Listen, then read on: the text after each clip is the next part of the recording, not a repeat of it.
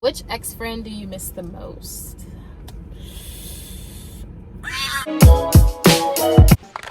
What is up, everybody?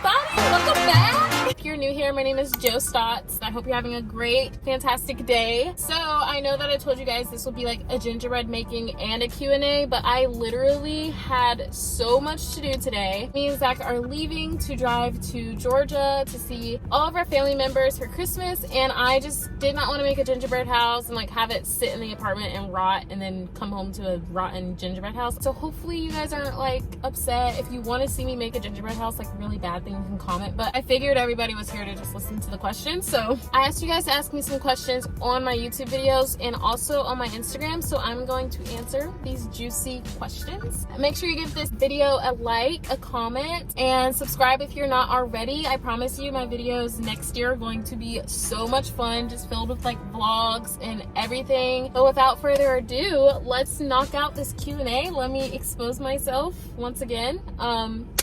Yeah, let's do it. So first question is, what annoying habit do both you and Zach have? I asked Zach this question, which, sorry, he's not here. He's at work right now. I asked Zach this question. He told me my annoying habit is that I crack my toes. I don't know why I crack my toes. Like literally, I just crack them all, like they don't. Okay, I'm not gonna show you. Okay, I changed my mind. I'm gonna show you. Ready? Isn't that weird? Okay.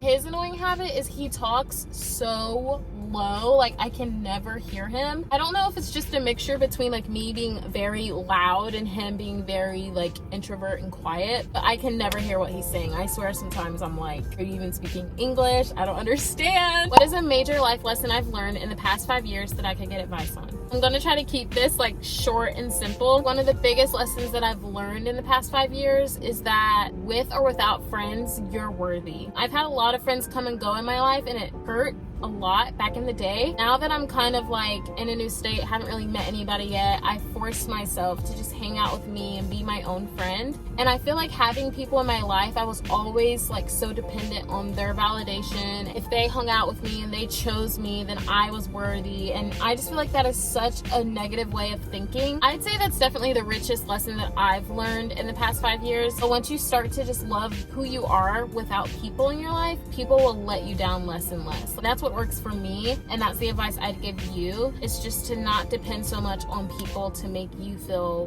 worthy, you know? Go to Starbucks drink iced cinnamon dolce latte grande. So delicious, very good. How do you come up with such amazing YouTube video ideas? So literally I have nothing but time to film these videos. I don't have a job, I'm in online school, and if you watch my videos already, you would know that I kind of vlog pretty much the same thing, and I try to like switch it up every once in a while. I literally have nothing but time, so it makes sense that I'm like going to the beach or going to the city for fun. Yeah, so I don't know. I don't know if that answers the question, but I stay home 24/7, so. Favorite show at the moment? I don't want to say The Bachelorette, but that's the only show I've been watching like consistently, and I love reality TV shows. Like I just have a weird addiction to them. They're so good. What will you spend on your first YouTube paycheck? Dinner for me and Zach at a nice restaurant. That way we could like celebrate. I don't know, that would just be crazy. Like I would pay with my YouTube pay. Like that just sounds like the best way to celebrate it. You know what I mean? What is your favorite thing about doing YouTube? Number one is editing. I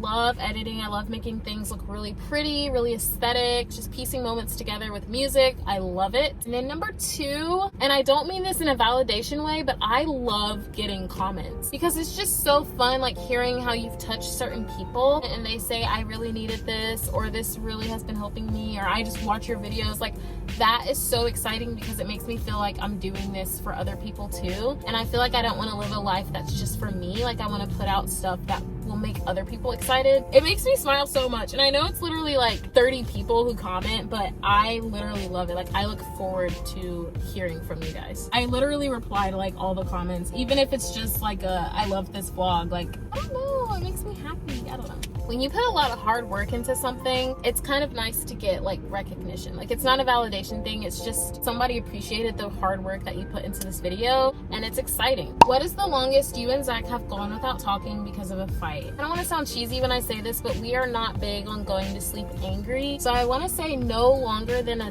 day. We'll talk it out, but we won't solve it in a day. So we could still be like kind of upset with each other for like a week because our communication just wasn't good with that certain argument. But there's never been a time where we literally like ignored each other for days. Do you think social media is toxic? Yes, absolutely. It is weird. Social media just freaks me out. You literally have to redefine what social media is for you to actually enjoy it. But it's also what people make it to be. Like, social media for me has finally become more enjoyable. But as for a lot of other females, it could be really tough for them seeing these beautiful bodies. For me, I love seeing beautiful women on my timeline because I just feel like it's so hard to finally love yourself. So when I see people loving themselves, it's very exciting. I used to be insanely jealous of every single female on my explore page. But now I kind of just look, and if it comes across my explore page, you know, whatever. What are your best tips about starting over and moving to a different state? My best tips would be to make sure it's actually what you want to do. For me, I was 100% okay with leaving a lot of things behind in Georgia and moving to a different state and just starting over. But I could see how this would be tough for somebody who didn't really want this. And then for the second tip, I would definitely say try to make some friends. For me, I've 100% enjoyed living here, but I feel like it'd be so much more fun with like 2 or 3 more close girlfriends. The only reason I haven't really met anybody yet is because I wasn't able to get a job for the sake of being able to go home for holidays and weddings, so I just didn't think about getting a job yet. Also, during the pandemic, it's a little tricky because everybody's wearing a mask. Like, how are you supposed to make a friend when you don't even know what they look like? It's been kind of hard making friends out here, but I've honestly loved it. If you have the opportunity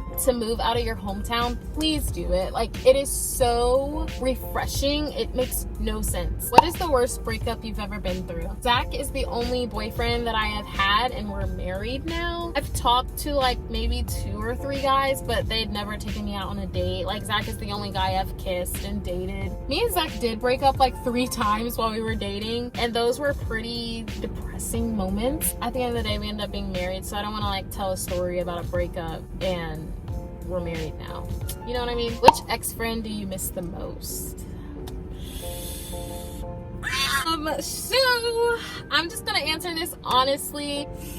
This is so weird. It would have to be Ashley Smith. We met, I think, her freshman year, so my sophomore year, and we clicked like that. We were the exact same person. You could ask anybody. Like, we were literally the exact same person. We would have sleepovers for weeks straight. Like, during school, we'd just drive together to school the next day. Like, it felt like we were siblings. Like, we are just in 2 completely different worlds right now, I feel like. I have not seen her in a very long time, but that's definitely the first friend that comes to mind. How do you stay consistent when uploading videos? Like I said in the other question, since I have so much time, it's hard not to stay consistent. I'm always having an itch to film and an itch to edit, and pretty much like always wanting something to do. That's why I think it's been so easy for me to be consistent with posting and editing and all of that stuff. What's the real reason you moved to Florida? So Zach got a job here in Florida and we just took the opportunity. But I will say that me and Zach were looking for jobs in Florida. Like, it wasn't just a random place that like called him. Like, we were seeking out a place out of Georgia. So I'd say the real reason we moved was just to uproot and get out of our hometown. We were really, really tired of living in our hometown. We lived there our whole lives, basically. I'm so happy we did it. This is definitely one of the best decisions we have made while being married. So yeah, I guess that's the real reason. What advice do you have for a junior in high school? I would say not to take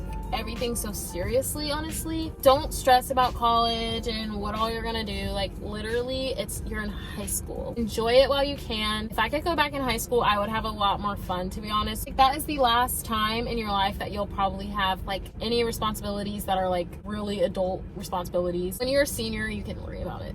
It'll be fine. How did you know Zach was the one? The first time I saw Zach, I was like, that's my husband, I'm marrying him.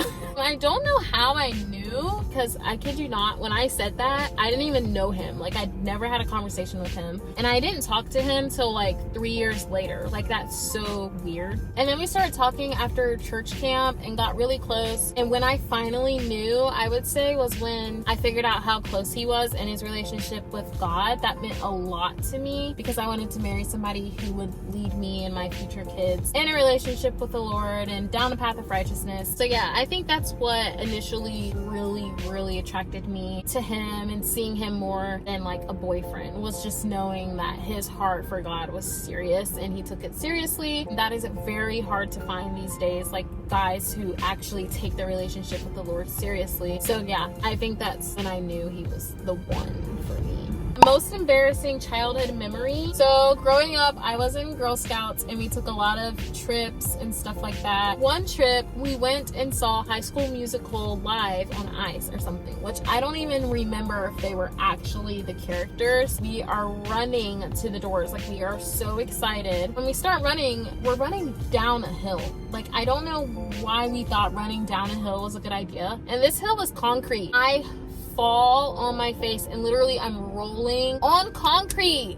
I literally, like, I still have the scar on my leg from when I fell. I literally just slid down this concrete hill. It's pretty embarrassing. Then for the rest of the concert, I was just shaking and crying. Biggest pet peeve, when people sniff, like I hate that. Like, blow your nose. Nobody wants to hear that. Ugh, I hate that. So I got this question twice. It's, what has one way COVID has affected you? And 2020 has been hectic. What have you taken out of this year? I'm still learning, but all of the struggles that we face does not make who we are. And I feel like all of the hardships that has shaped me into the woman that I am today, and it's going to continue to shape me. Now I am trying to view myself through God's eyes and his eyes only. So this year I've definitely learned not to become heavily dependent on other people in order to validate who you are as a person. And I'm never in my life going to expect anything from anybody again. It really hurt me not getting words and encouragement from people during that time. I felt very entitled to it, but looking back at it now, none of those words really helped me. Like, at the end of the day, it was me and God, and that's all that mattered.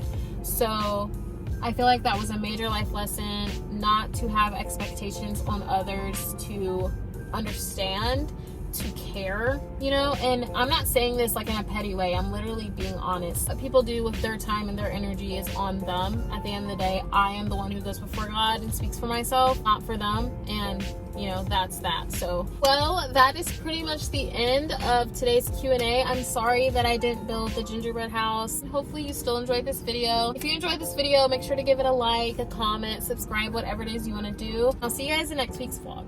Bye!